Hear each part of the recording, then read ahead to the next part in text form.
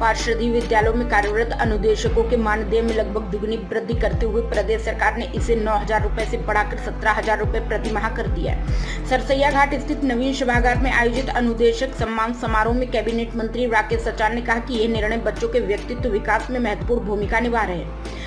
अनुदेशकों के योगदान का सम्मान है। उन्होंने कहा कि बढ़ा हुआ मानदेय 1 अप्रैल 2026 से लागू होगा तथा अनुदेशकों को कैशलेस चिकित्सा सुविधा से भी आच्छादित किया जाएगा।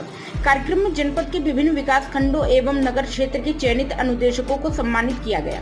सम्मानित होने वाले में भीतर गांव के अंकुर, अशोक, बिघ्नू की अंजलि, कौशल, बिल्हौर के प्रशांत मिश्रा, चौबेपुर के अनुभव मौर्य, घाटमपुर की विभा सचान, ककवन के अमित कुमार सिंह, पतारा के बेंसू सचान, सरसौल के विराग यादव, शिवराजपुर के आशीष कुमार तथा नगर क्षेत्र के आशीष मिश्रा शामिल रहे। कैबिनेट मंत्री राकेश सचान ने कहा कि पार्षदी विद्यालयों में कार्यरत अनुदेशक खेलकूद, योग, संगीत, कला एवं अन्य गतिविधियों के माध्यम से बच्चों में आत्मविश्वास, अनुशासन और रचनात्मकता विकसित कर रहे हैं। उन्होंने कहा कि वर्ष 2017 में अनुदेशकों का मानदेय 7,000 रुपए से बढ़ाकर 9,000 रुपए किया गया था, जबकि अब राज्य सरकार ने इसे बढ़ाकर 17,000 रुपए प्रति माह करने का निर्णय लिया है। यह बढ़ा हुआ मानदेय 1 अप्रैल 2026 से प्रभावी होगा। उन्होंने कहा कि सरकार ने अनुदेशकों को कैशलेस चिकित्सा सुविधा से आच्छादित करने का भी निर्णय लिया है। प्राइम संदेश न्यूज से संवाददाता अफजाल हुसैन की रिपोर्ट।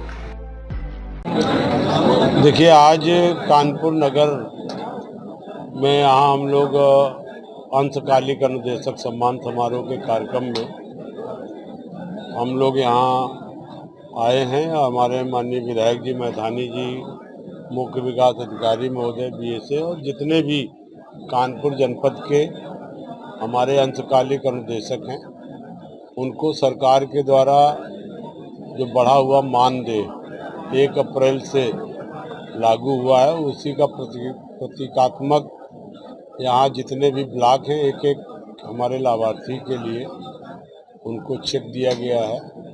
हम बधाई देते हैं मुख्यमंत्री जी को कि बड़े लंबे समय से अनुदेशकों की मांग थी कि हमारे मानदेय को बढ़ाया जाए।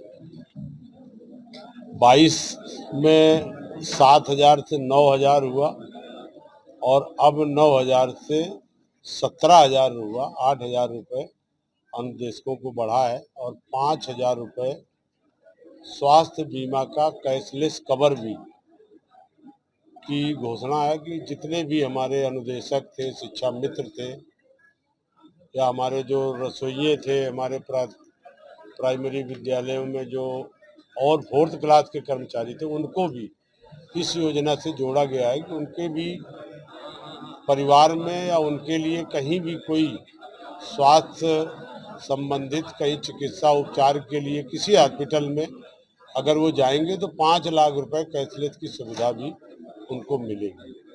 और उसी कार्य के लिए आज ये आयोजन था।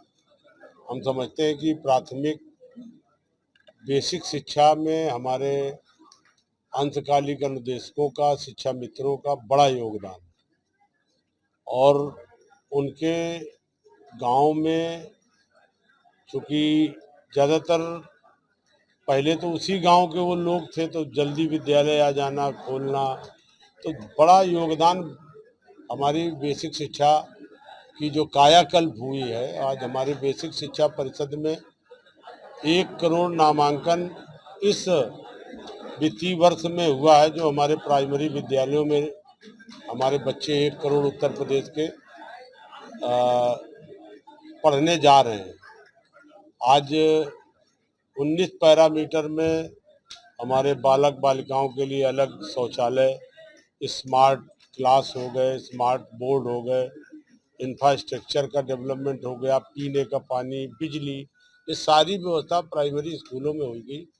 और प्राइमरी विद्यालयों में जिस तरह से हमारे शिक्षक छात्र के अनुपात शिक्षक की भी नियुक्ति है, उससे शिक्षा में भी बहुत बड़ा सुधार हुआ। आज हम कह सकते हैं कि अगर कोई कॉन्वेंट का बच्चा है और हमारे प्राथमिक विद्यालय का बच्चा है तो दोनों में बहुत अंतर नहीं रहा है।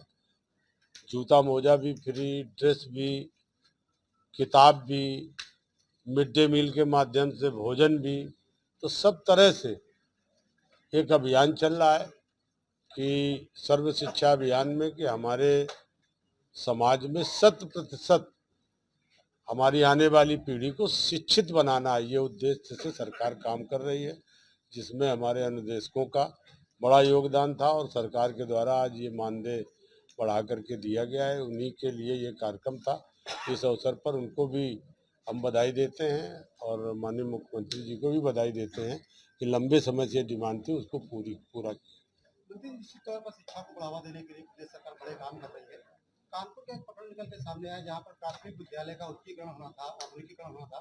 सपा विधायक करा रहे थे, भाजपा के लोगों ने रंग डाला और घर से सपा विधायक को उसका लोकार्पण शिलान्यास करना पड़ा। इस तरीके के विवाद को कैसे देखते हैं? अब ये मुख्य विकास अधिकारी महोदय हैं, ये देखेंगे। विवाद इस तरह का नहीं होना चाहिए। कोई भी जनप्रतिनिधि है और अगर किसी विद्यालय का उच्चीकरण करा रहा है तो क्योंकि कायाकल्प की जो योजना लगाई गई वो हमारे तमाम जनप्रतिनिधियों को विद्यालय गोद दिए हम लोगों ने। जैसे हम विधायक हैं तो अपने क्षेत्र में हमने विद्यालय गोद लिए। CSR के फंड से DM CDO हमारे प्रशासनिक अधिकारियों ने मदद दी। तो कहीं बोर्ड बनना है, कहीं कुछ फर्नीचर जाना है, कहीं टाइल्स लगने हैं, तो ये सारे काम कायाकल्प जो योजना बनी है, ये ऐसा नहीं कि सब सरकार का पैसा लगा है।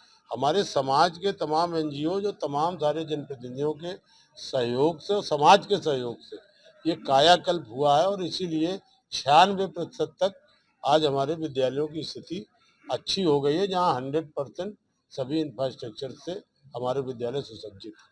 कहीं इस तरह का कोई बात आई है तो वो हमारे अधिकारी लोग देखेंगे और ऐसा नहीं होना चाहिए। जी, आपकी विधानसभा क्षेत्र में कानपुर देहात में 2 कंपनियों ने पावर प्रोजेक्ट लगाने के नाम पर जमीन ले ली थी। अब उस मामले में FIR दर्ज कराई कि उनको गलत तरीके से बैंक में मार्गेज करके लोन ले लिया था। अब FIR हो गई है, सरकार जीरो टॉलरेंस की नीति पे